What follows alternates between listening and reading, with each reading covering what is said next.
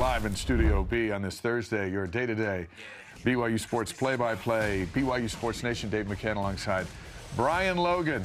Brian Jensen, another Brian on the show, is in his 24th season as the play-by-play voice of the Texas Tech Red Raiders. He joins us from Lubbock this morning.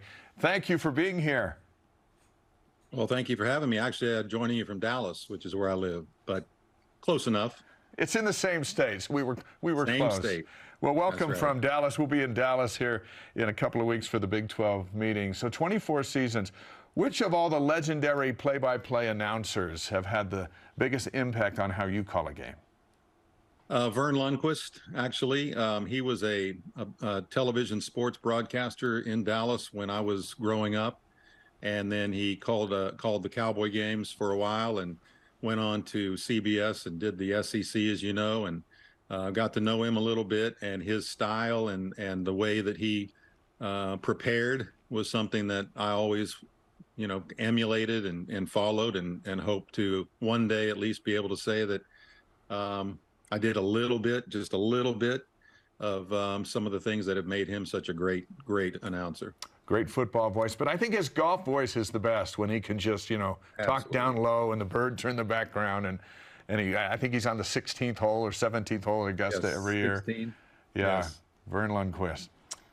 Brian, I feel the same way about Uncle Dave here as far as, being most influential for me. So everything that you said, I just want to echo for him. Thank you, Philo. So thank you for setting that up for me, Brian. But moving into the Big 12 conference, this is obviously an exciting time for us as fans, and a long time coming. How do you guys feel about BYU joining the Big 12?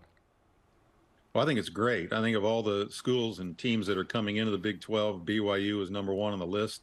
The national name, obviously, the great history, traditions, the beauty of the stadium out there. I mean, there are just so many things that I'm looking forward to, and I know many others are, to have BYU in the Big 12. So I think of all of them, of the four coming in, I don't think there's any question that BYU has jazzed people more than the other three. No offense to the other three. I'm sure it'll be great having them in as well, but BYU is the one. There are a couple of things the Cougars and Red Raiders share in common. Number one is Mike Leach. He graduated from BYU in 1983. He's going to go into the Red Raiders Hall of Fame this fall for what he did with football. How important was Mike to the game of football, not just in Lubbock, but everywhere now in college football?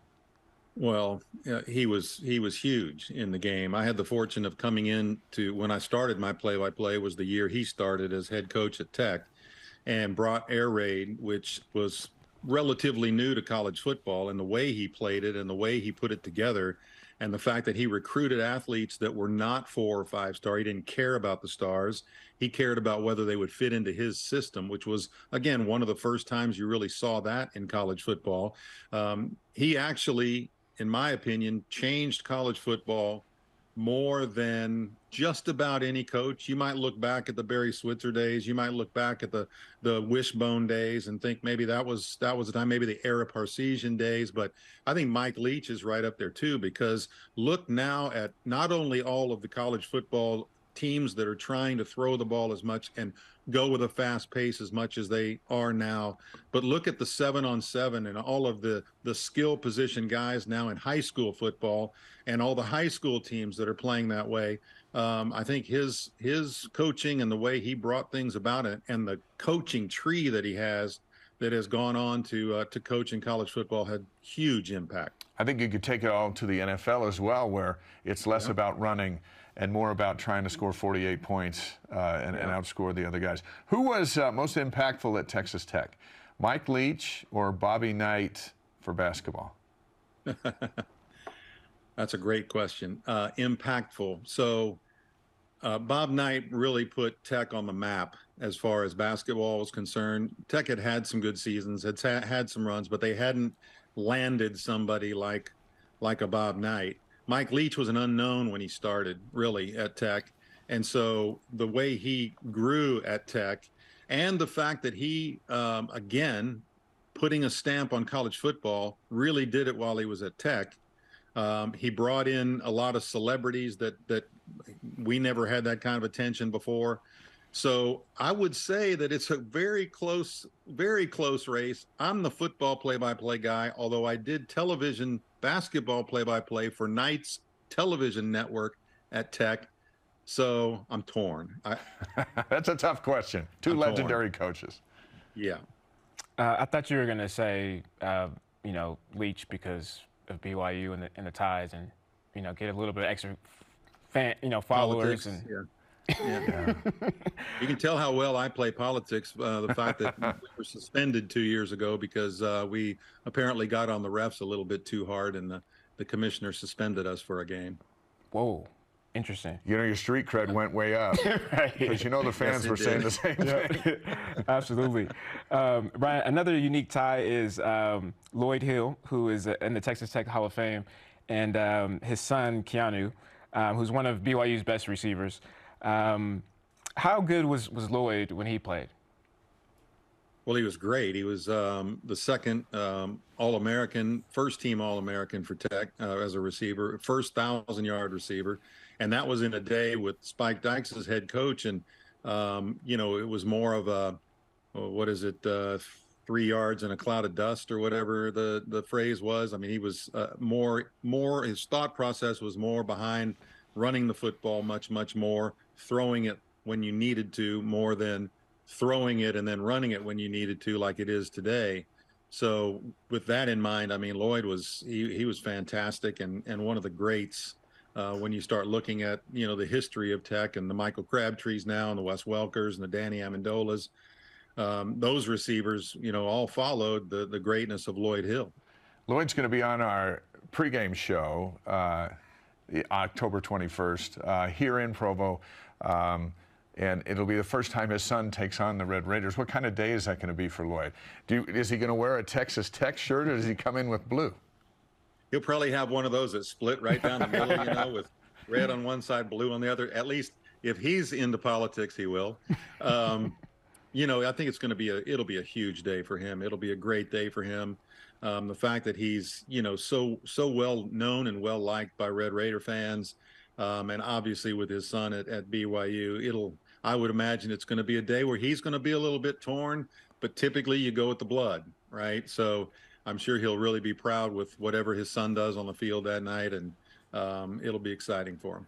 You know, Utah is BYU's biggest rival, and I thought this question to myself: if my son grew up and played for Utah, and he played against BYU, I still wouldn't wear red. I would wear. I would support him. Obviously, I don't believe that for a second. Nope. I would. Nope. Come on. I would look here, son. It's not personal. It's not personal at all. Yeah. Well, yeah, but you got to also realize we don't have the rivalry yet. Okay, maybe one day, if his son had gone to Texas, it'd be different, huh? I would be. Now I will say though, you know, Trey Young, his father was a Red Raider, a great one, and Trey Young played basketball at OU, and I recall seeing Trey's dad in the stands, and I don't believe he was wearing our red. So, you know, I think it does go to the blood. Roy Williams is going to have that same challenge. He's Keanu's uncle, and he told me he wears his BYU shirts around Texas because he's proud of his nephew. But his nephew's going to come to Memorial Stadium the week after the Texas Tech game, and then he'll have to deal with that dilemma as well. And I love that you picked that would be the one that you would like to see sure win. So would I. I'd love for you guys to go down there and knock them off before we head down there. Does everybody in the league, and hate's a strong word, but I'm using it anyway, do they just hate Texas? Even though Texas hasn't won the league forever, is that still the standard bearer? Absolutely. Texas, and it used to be an A&M because they're the two big dollar universities in Texas. And they walk that walk, okay? Well, let me rephrase that. They talk that talk.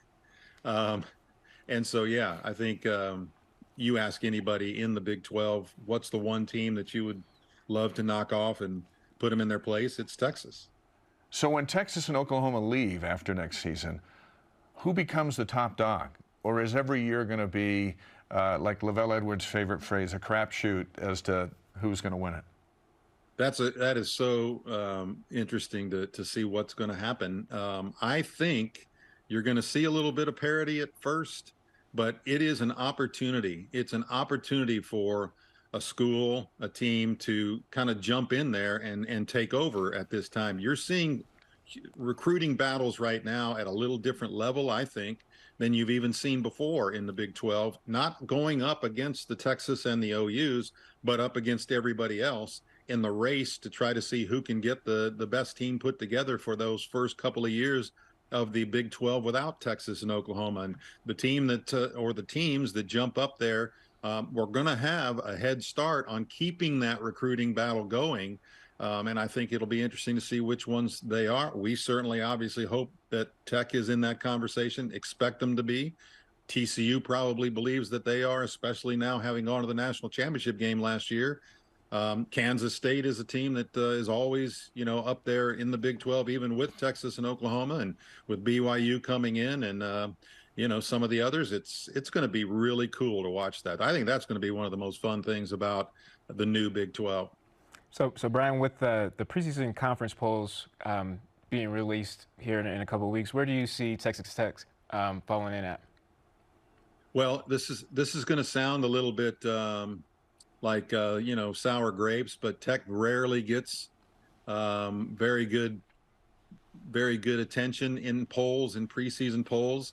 I would think that we would be top third with the recruiting that we've had and with the players coming back, with a quarterback that is 8-1 as a starter, 8-0 as a starter when he finishes games, and a super senior. I think with Tyler Shuck leading the way with our receiving core, the defense coming back, the number of players that are coming back. I just really think that Tech should be in that top third, but I would probably think that the poll will probably put them at about middle of the pack or just below, because that's typically what they do. Brian Jensen, play-by-play voice of the Red Raiders on BYU Sports Nation. Conference expansion is a conversation that just won't seem to go away. Do you think before the end of the summer the Big 12 will have a couple of new members? And what do you forecast for the Pac-12? Wow. Before the end of the summer. I don't think before the end of the summer, but I do think within the next 6 months or so, I think there will be a little bit more expansion in the Big 12. I do think that the Pac-12 is going to get raided. And I wouldn't think that they'd be able to survive it, but it has been really strange, as you well know, strange couple of years and the way things are shuffling around, and it isn't over yet. So, gosh, if I could throw a dart and hit the right answer, I think it would be more coming in the next 6 months. But I don't know about the Pac-12. Texas Tech's coming in the next handful of months, October 21st. What are you looking most forward to coming to Provo? Well, I'm really looking forward to the stadium, seeing I've seen it on television so many times, and it looks just fantastic, beautiful. I'm looking forward to seeing the area. I've never been to Provo and have been to Salt Lake, but really looking forward to walking around campus and, finding out what some of your best places to have a Friday night meal are, because, again, as you know, that's kind of the thing when you're on the road, is the crew likes to get together and find a nice local place that we can enjoy and tell everybody about when we get home. Now, just remember, the altitude sometimes affects the players on the field. You'll be sitting a lot higher than the players on the field, so you need to pace yourself for the full 4 quarters here in the Rocky Mountains. But we sure welcome you here. We look forward to meeting you, and we thank you for your time this morning. And we'll see you in Dallas here in a few weeks. I think I'll sleep in an oxygen chamber before I get there, but thank you. It's been fun. Brian Jensen, voice of the Red Raiders, thank you, and we'll see you down the road.